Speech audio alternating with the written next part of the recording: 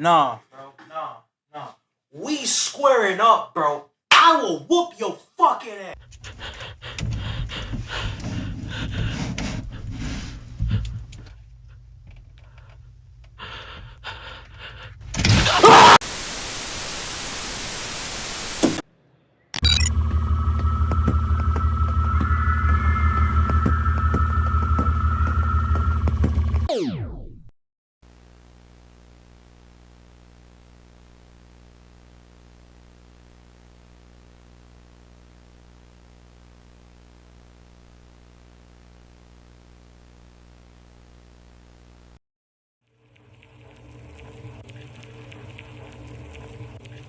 Classified material. Federal law provides severe civil and criminal penalties for the unauthorized. On planet Earth, life has thrived for millions of years. Creatures big and small have found ways to adapt and evolve to flourish in all types of environments. From barren wastes to lush forests, life can be found. Earth has homed these creatures since the dawn of life itself. Only until very recently, things have changed. New life forms have appeared all around the globe and completely changing the balance of nature and what we know about evolution itself. That is why we, at National Living Meat Research, have been studying these new species, trying to help educate everyone about these creatures and their wondrous ways of life. First, what are these new life forms? Since their explosive arrival across the globe in 1931, there has been much debate on what these newcomers are, and where they came from. Are they extraterrestrials coming to invade Earth? Or are they demons who come from hell to purge humanity? From what our scientists have discovered, no. The origins of these creatures are solely to Earth, miraculously out of nowhere. We don't know why or how, but one thing is for certain, Earth is now their home. What these creatures are as mysterious and They look like giant ticks, do they not? Are as mysterious and still not well known today. But here is what we do know. These creatures are comprised mainly of muscle tissue, organs, and bones. They greatly resemble animals with no skin, or store-bought meat. Because of these characteristics, they have been named accordingly as Vita carnis. The carnis species consume decaying, organic matter, but their main diet is composed of raw meat, not including their carnis relatives. The carnis only appear in places where there is an abundance of crawl, which leads to the first creature of the carnis species, the crawl. The crawl is a growth of meaty tendrils that closely resemble the small intestine, the only difference being the dark red coloration. These tendrils grow in a similar pattern as vines, mold, or fungi. A primary stem structure is the host to divisions of other, smaller branches. In each tendril contains a variety of veins, arteries, and other similar organs used to transport nutrients absorbed from its surroundings. It's disgusting. The ends of these tendrils are equipped with organelles used to absorb water and organic matter necessary for growth.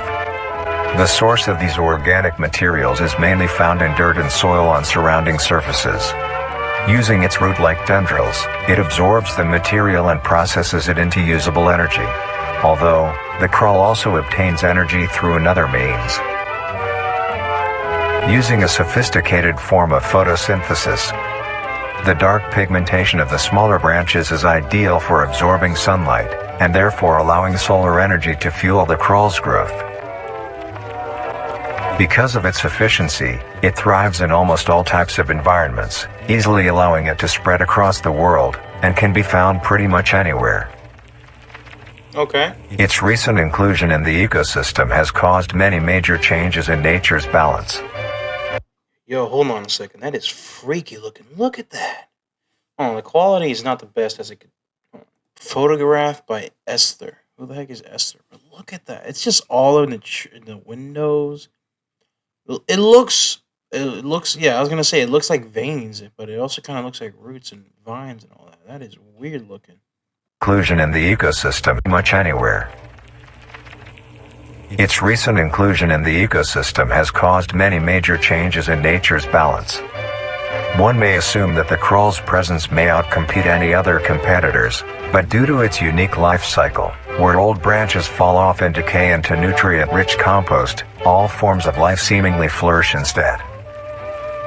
The crawl's abundance grants plenty of nourishment to all animals, from plants feeding on the decayed crawl, herbivores thriving on increased plant population, and carnivores feeding on both the abundant prey, and are able to eat the crawl as well. The presence of all these animals leave behind waste, which will be broken down and consumed by the crawl, and the cycle begins again. This form of symbiosis leads to an environment where all populations thrive. Humanity also uses the crawl to our advantage. Because of the supernatural rate of growth and its richness in nutrients, it has been sustainably cultivated into domestic farms. The crawl is harvested and processed into fertilizer, which greatly increases crop yield and quality. The crawl may also be used as a food source for humans, and reliably so. But due to its unkindly appearance and taste, it has yet to reach cuisine standards. The crawl also plays a very important role in the next creatures that we have been studying. Sometimes, in a crawl-populated environment, a node of meat may develop on one of the branches. This node will fall off and grow into a functioning organism, and go to live on as an independent animal. So it's basically a living fruit. This leads us to the upcoming species that we will be discussing. The first of these creatures are the Trimmings.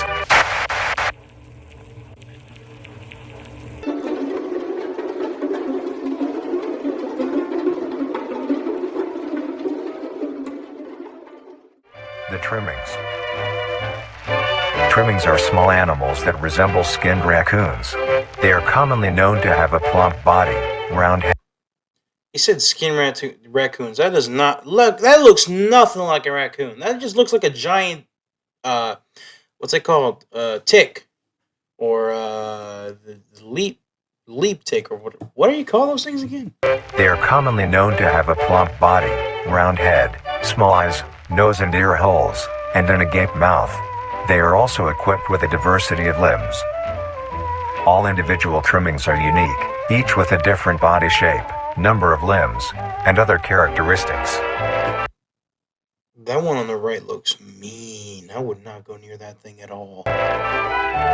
One thing they all share in common is that they are made mostly of meat tissue, and are a maximum of 20 centimeters in length, no larger than a basketball. Shit. Its life starts with its separation from the crawl. It will wonder to find anything that is edible and able to consume. Although it is an omnivore, being able to hunt meat and forage for plant matter, Trimmings are almost entirely scavengers. Their diet consists of rotting plants and meat, including, but not limited to, fruits, vegetables, roots, seeds, insects, and deceased animals. Although its appearance is unsightly, it is a coward. The fuck is that? Oh man, that is unsightly. Look at that thing. You know what's crazy? Some people would actually keep this thing as a pet. Like dead ass, some people will grab this thing and keep it as a pet. People be keeping tigers as pets, man. You don't think somebody's gonna keep that as a pet and find that adorable? Like tarantulas and shit. Like, come on, someone's at least bound to find that adorable. I personally don't find that adorable, and I find a lot of shit adorable. I pick up frogs and snakes, man. This is fucking horrifying. I would not put my hands on that slimy ass fucking raccoon tick thing mixture with 3 legs and shit. Ugh.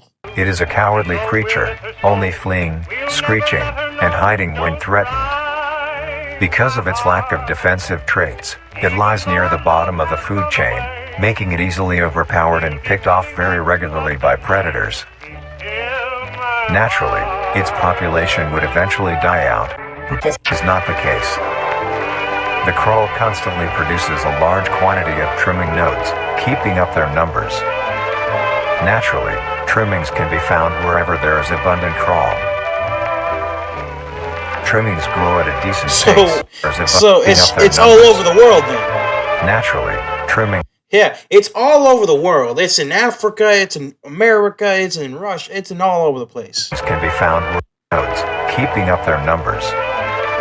Naturally, trimmings can be found wherever there is abundant crawl. Trimmings grow at a decent pace, reaching maturity at around 7 months, having a maximum lifespan of 2 to 4 years.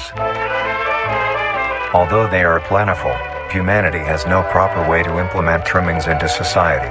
Their overabundance has even considered them. Oh! Bro, no. Imagine you are at home, right? And you see that? Like, no way, man. I'm getting out my gun and I'm fucking shooting that thing, man. Look at that. Hell no, I don't trust that thing at all. Apparently they're scavengers, so they're not like out to get you, per se. But no, man, I would not keep that thing near me at all, bro. Look at that. Ugh. Their overabundance has even considered them pests. Due to them digging through trash bins and That's kinda making funny. excessive noise at night. Wait. To implement trimmings into society. Their overabundance has even considered them pests. Due to them digging Oh, okay. So I thought he said pets. No, he meant pests, like as in they're a nuisance. through trash bins and making excessive noise at night. Besides all of this, some people still keep trimmings as I spoke too damn soon, bro. What the fuck, man? Do you see this shit? You telling me you're gonna keep that in your house? Nah, man. Some people gotta go, bro. Some people gotta go. Like dead ass. Ain't no way people are keeping that shit in your house. Look at that. It has a human-like face. No, that's not okay. That is not okay. some people still keep trimmings as pets and relatively domesticate them. Nuisance or not, trimmings are a wondrous creature. Bitch, please! From their plentiful numbers to their skittish nature, they are truly a thing to behold. The next species on our list is the meat snake. Hey, yo! Okay, I'm sorry, but the meat snake? Come on now. Come on now. Y'all know what I'm thinking. The meat snake? I'll show you my meat snake.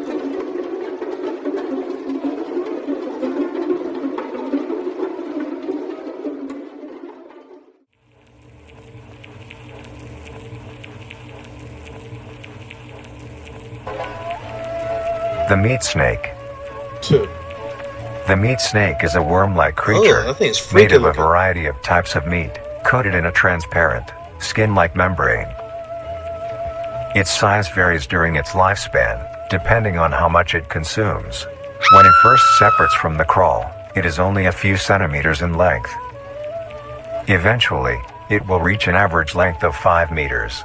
Although, under extreme conditions, like natural disasters, war, or plague, it can greatly surpass this length. The meat snake's diet consists entirely of dead animals or parts. A meat snake is incapable of consuming a healthy, living organism. Okay. The meat snake allocates its food by using a tongue-like organ covered in sensors to touch and feel its environment. The sensors catch particles of decaying meat, notifying the meat snake that there is food nearby. This process shares many similarities to regular snakes, hence the meat snake's name. Once it locates the corpse, the meat snake will open its jaw and swallow the entire body whole. That's Once a the big-ass entire meat body snake. is consumed, the meat snake's stomach will release a variety of chemicals. Some will break down soft tissue like skin and the connection points between muscles. Others chemicals will then ferment and preserve the tissue to keep it from breaking down for as long as possible. After that, the remaining flesh and bones will move along the meat snake's tract and slowly be implemented into its own structure, extending the meat snake.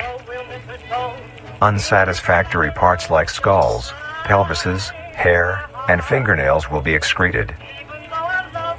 Speaking of skulls, the meat snake will take the skull from the consumed organism and use it as its own. Each meat snake has its own skull, each corresponding to what that She telling me this particular meat snake found a dead person. I don't know, man. You said they're harmless, but I'm if they have a human skull, I don't think they're as harmless as you say. each corresponding to what that one has consumed. During its lifespan, it will swap or replace these skulls if needed. A meat snake's lifespan depends entirely on how much a meat snake consumes. The longest one has lived for was 28 years. 28 years? The meat snake has no predators and is immune to disease due to its preserving chemicals. The only significant ways a meat snake can die is through starvation, burning, or complete destruction of the meat snake's membrane coating. Interestingly, the meat snake is the only member of the Carnies family that is able to reproduce. When a meat snake reaches an excessive size, and is in the conditions to do so, it will commence mitosis, splitting itself in two. Then the now two meat snakes will go on their separate ways and live on as two distinct organisms. Meat snakes can only be found in moderate temperature climates, not too hot, not too cold. Their population depends entirely on the amount of corpses available. Where there is death, there are meat snakes. Humanity will use them to our advantage. Meat snakes are a very efficient and clean way of disposing of any meat products. The preserving fluid within the meat snake's body disinfects the carrion, preventing the spread of disease. Humans use meat snakes in butcher shops as a waste bin, dispose roadkill, within war on the battlefield to dispose of festering bodies and parts, and within zoos to dispose of deceased animals. They are extremely tame, not caring if any creature is around them, only acting defensively when it is within consuming a meal. This means they are very easy to tame. Overall, meat snakes are a marvelous creature with a very interesting way of sustaining itself. It is an amazing experience to encounter one, as long as you don't mind the smell. Our next creature is the mimic. The mimic? Okay, that one looked human, and I have a feeling this one is definitely aggressive.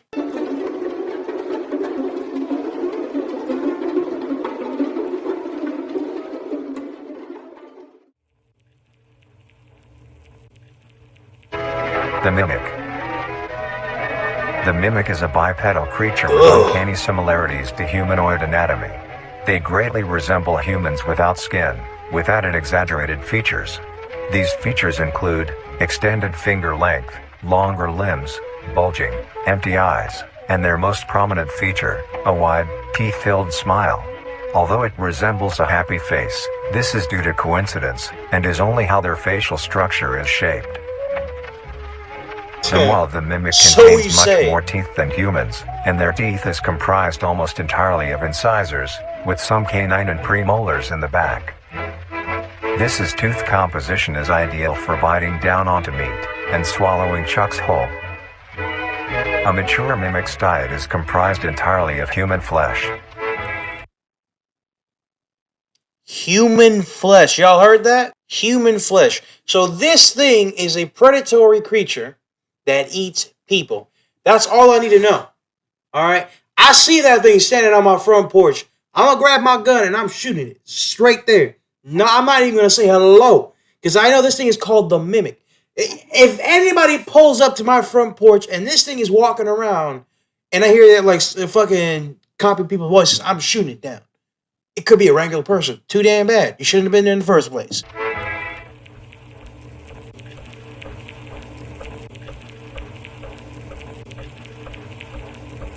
Because of this, they are found solely around human-populated areas. The mimic's life cycle is made of 3 stages. In the first stage, a young mimic separates from the crawl. They closely resemble their trimming relatives, but are thin, sleek, and only have 4 appendages. In this stage, the young mimic will hunt small animals, moving on to larger and larger as they grow. Once large enough, it will begin metamorphosis into the next stage of life. Once fully transformed, it will resemble the description mentioned in the beginning. Its hunting style changes and becomes much more complicated. It now stalks and feeds only on That is fucking horrifying. Look at that. Oh, I just got chills. Y'all see that shit? It now stalks and feeds only on humans. It will locate human populated area and begin its search for an easy target. To blend in, it may use objects to conceal itself. These include clothing, mannequins, and furniture. Once a target has been found, the mimic will observe its prey and learn its routine and when it is most vulnerable. This is typically when the human is asleep at night. Once the prey is within position, the mimic will advance silently until it is close enough. The mimic will then execute and immediately begin consumption. Once the mimic has had its fill, it will leave the scene, a fair distance away from the human population, and begin to digest its meal. Although, in the case that a human is awake, a mimic will use a variety of sounds to either lure or startle prey into cornering themselves. Once a human is in place, it will swiftly attack and kill the helpless target.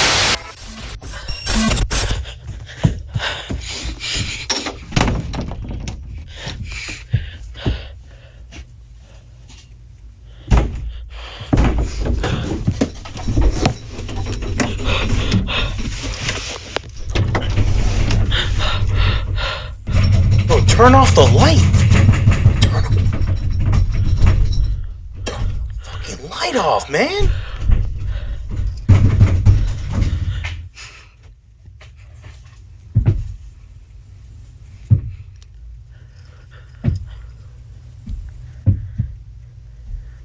That boy sound heavy, bro. Bro, this person is dead. I already know he's dead. He, I don't care. They dead. All right. Why you got the light turned on? Aren't you trying to fucking hide? You ain't gonna do shit with the light on. You letting that thing know exactly where your location is, you dumb fuck.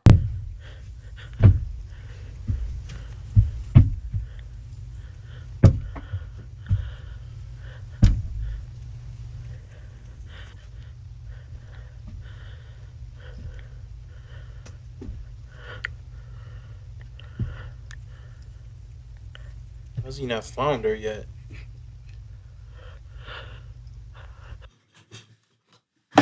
Nah, bro. Nah.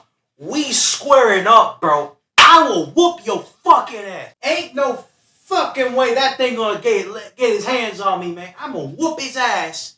Trust me, I'm winning this shit. You see them fingertips? Man, I'm closing that closet like this, man. I'm crushing them fingers, man. Hell nah. Hell the fuck nah. I am not messing around with that thing, man. My life is at stake. I will cook your ass till the end of till my breath ends. Shit.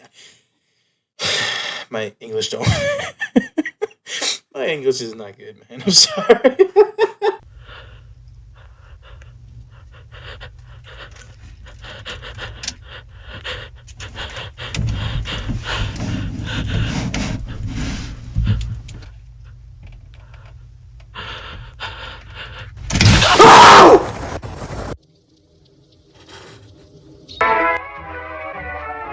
The next stage of the mimic's life cycle has two potential morphs it may develop into.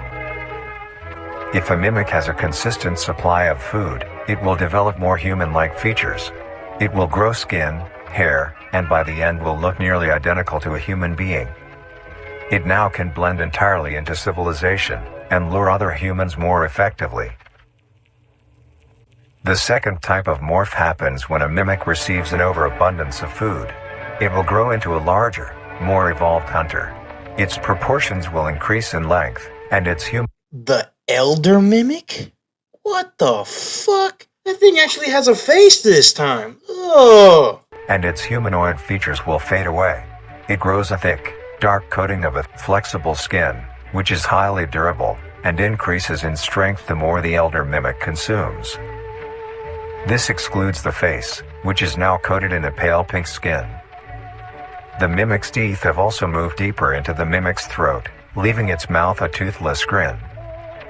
It uses the dark hue of its skin to hide seamlessly within a dark environment. Its skills have also been heightened. This makes an elder mimic one of the most efficient predators on the planet. Because of the obvious threat this poses on humanity, nations around the world have released instructions on how to be able to fend for yourself in a mimic encounter. Here are the instructions. 1. Avoid going out alone if your location is known to have mimics, or there have been mimic sightings. 2. If you encounter a stationary mimic, seemingly unfazed by your presence, You know, my idea is just to go out in the ocean. That's it. You know, come onto land every once in a while during the day, not nighttime, during the day. I'm gonna come back on land, dock my boat, get the supplies I need, because I'm sure people are gonna still be around, right? I hope they're still around. And then once I got everything I need, I'm gonna get into my boat and I'm out, back to the sea, away from whatever the fucking these things can't swim. They ain't say nothing about swimming. All right, if they look like that, I bet they can't swim. All right, taking a gander there, but it's a good idea. quietly leave the location and alert your local authorities. 3. If pursued by a mimic, get yourself into a position where you are able to flee. Mimics will rarely attack if a person has a clear escape route.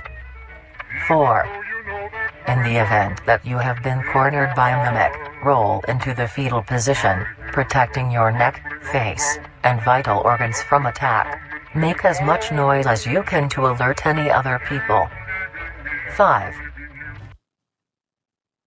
Let's be real. You hear someone screaming, making a lot of noise. There's a mimic here, help me. You think someone's gonna come over? No one's coming over, man.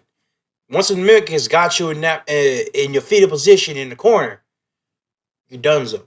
All right, I'm sorry, but it's the way it is. Watch me be the one that gets stuck in a corner. 5. If you have a weapon, do not use it. A mimic is fairly resilient, and any strikes or shots on a mimic is not effective enough to bring it down in time. It's better than Instead, nothing. Use it as a barrier between you and the mimic to block any attacks. 6. In a situation where a mimic is hunting in the immediate area and is not aware of your position, hide somewhere low, like under a bed or behind other furniture. A mimic will not linger too long to search for prey and will move on. Be safe and avoid any encounters with a mimic at all costs. Next up, the Harvester.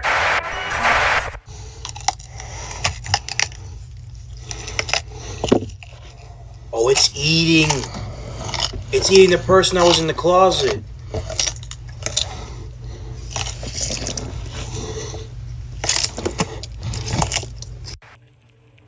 Well, that was nasty.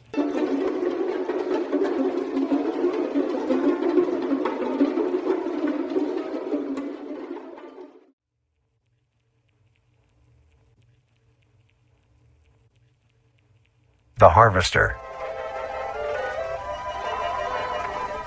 The harvester is a large, bulbous mass, with a large amount of tendrils spreading from the base. That shit looked like a nutsack. The bulb measures around 3 meters in height and 2 meters in diameter. The tendrils, on the other hand, can extend up to 150 meters in diameter horizontally. The harvester is a specialized form of crawl that grows in a unique and deadly way. A harvester is created when a node that will grow into a harvester, instead of separating, continues to grow. Eventually, it will grow tendrils of its own. It uses the energy provided by its mother branch and expands its reach further. Its tendrils, hidden just below the surface of the ground. The harvester is equipped with 2 types of specialized tendrils. The first type is bulky and flat. They lie the closest to the surface. These branches are lined on each length of the tendril with spines, extending in the shape of a bear trap. On each side of the branch, those particular spines have a vein that feed into them, that pump 2 types of venom. On one side, the spines can inject a neurotoxin, which will attack the nervous system of whomever it is injected into, causing sudden paralysis. The other side can inject an anticoagulant, which when injected, prevents blood cells from clotting.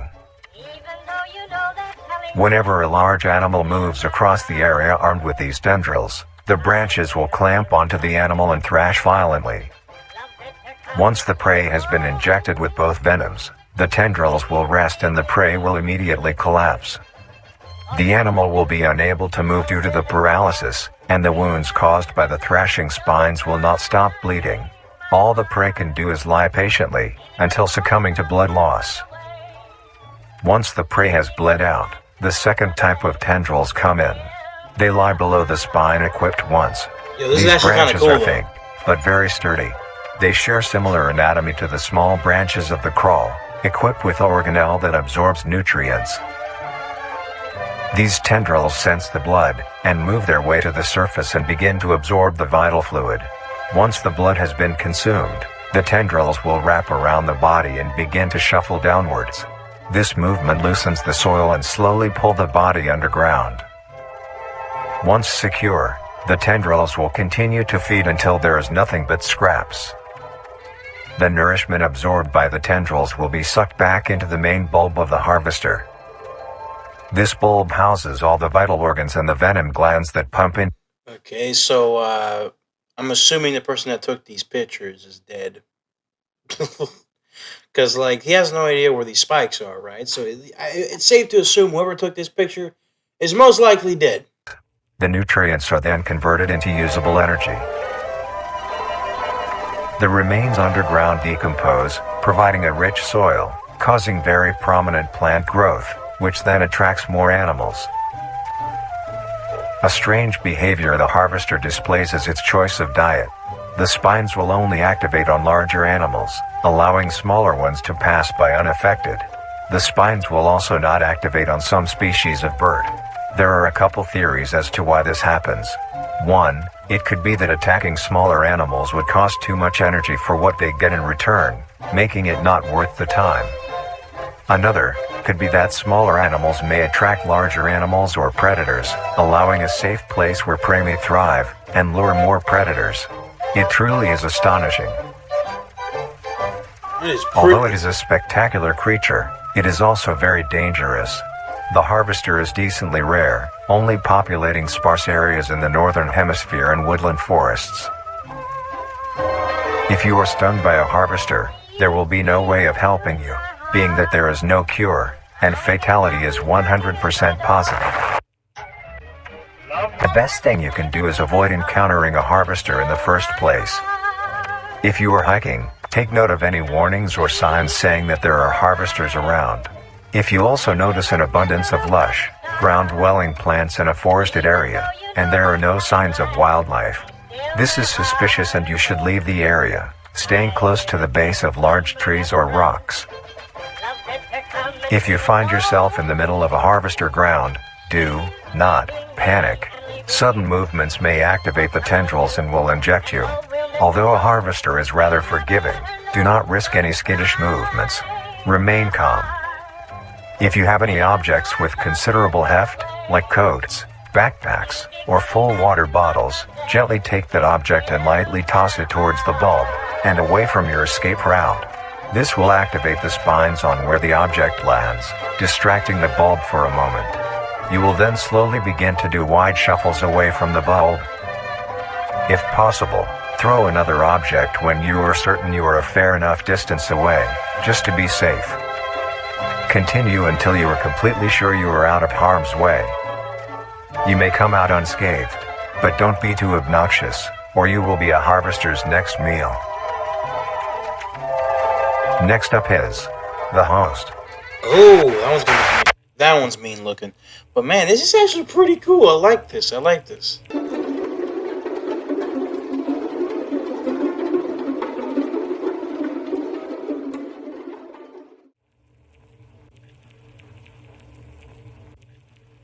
The host of influence. The host of influence, more commonly referred to as the host, has its name derived from a host who invites guests to an event. Not to be confused with a host, a harborer of parasites or disease. The host is a semi-humanoid looking organism. It has the structure of a head, torso, and arms. Other than this, it shares no other characteristics. The lower half of the host is comprised of a mass of fibrous tissue and tendrils that burrow into the ground to hold the host in place. Instead of skin, the host is covered in muscular tissue fibers, tendons, and veins. Imagine you just walking through the forest and you see that shit. Like you'd scare yourself. Like, bro, I'd shit myself, honestly, man. I'm dipping the other way. In some parts of the body are covered in a meaty plate, used to cover any large exposed areas, but allowing movement. The host's head has a smooth surface where the face should be, attached to a crooked neck, which houses a slit in the front used for feeding. On the host's back is a mound of pores. Protruding from these pores are hollow, hair-like structures, extending outwards. These hairs are barrels that release spores produced within host's body by being fired into the air. These spores are hazardous, so keep clear of them at all costs. Luckily, the host is rare, only found in North America. Obtaining info about the host is a very risky and daunting task. This is because of their rarity and of how dangerous it is to be up close to one. The spores released by a host is very dangerous when inhaled. A host will release a cloud of spores into the air, which will be picked up by wind and carried great distances. If an organism inhales the spores, the particles will find their way into the organism's brain and infect them. An infected organism will show no symptoms of infection right away, but a couple hours after infection the infected organism's behavior and thought process will change. The first symptoms that appear are restlessness, sluggish movement, numbness of joints, and lack of coordination. Then more serious symptoms appear over time. These include dizziness, migraines, impaired speech, and trembles. If you, or someone you know show these symptoms, contact poison control or emergency services. After a total of 6 to 7 hours after infection, the organism will cease all activities they were previously doing and begin to walk. The direction the infected will walk is towards the host whose spores have been inhaled by the infected individual. That's crazy! If the infected makes their way to the host, they will kneel down in front of it, expose their vital organs, and the host will promptly gut and remove those organs. The host will consume them and discard the leftover scraps. However, if an infected organism doesn't reach the host within a 36-hour span or is treated for their infection, the effects will wear off and return back to normal. If a host is unable to find prey or doesn't like its current location, it will unroot itself and move to a new location. Their scarce numbers and the hazard of being around one makes getting info about the host very daunting. All you need to currently know is that the host is extremely dangerous and should be avoided at all costs. Next, the monoliths. Yo, that's crazy. So that thing basically just hypnotizes you to, kind of like Kaa did to Mowgli and all that shit. Like, man, that's crazy.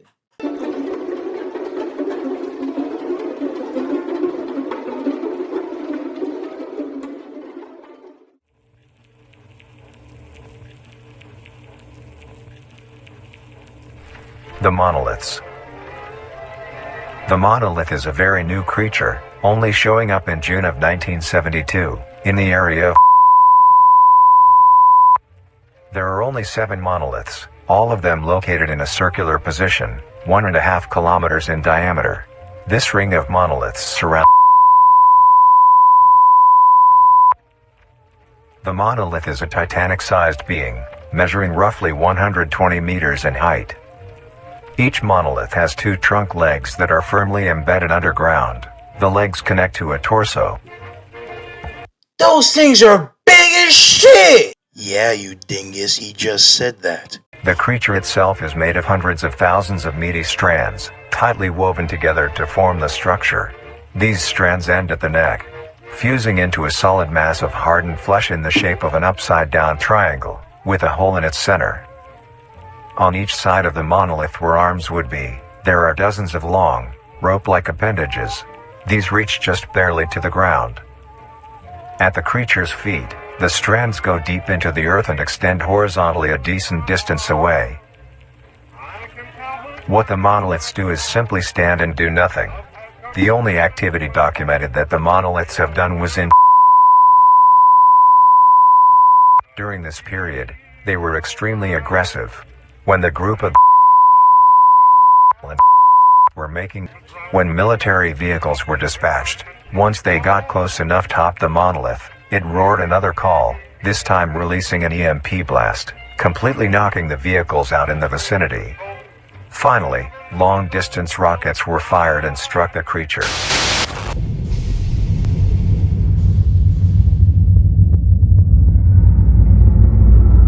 What? Whoa. Yo.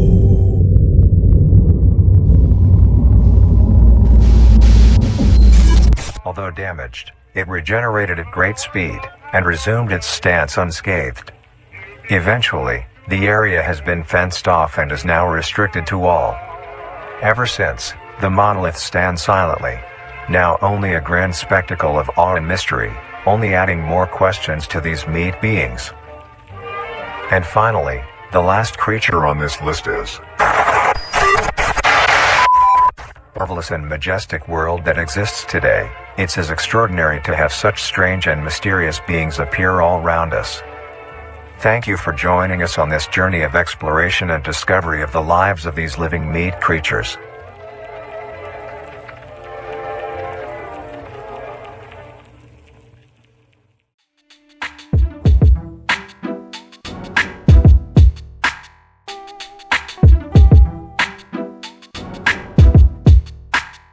You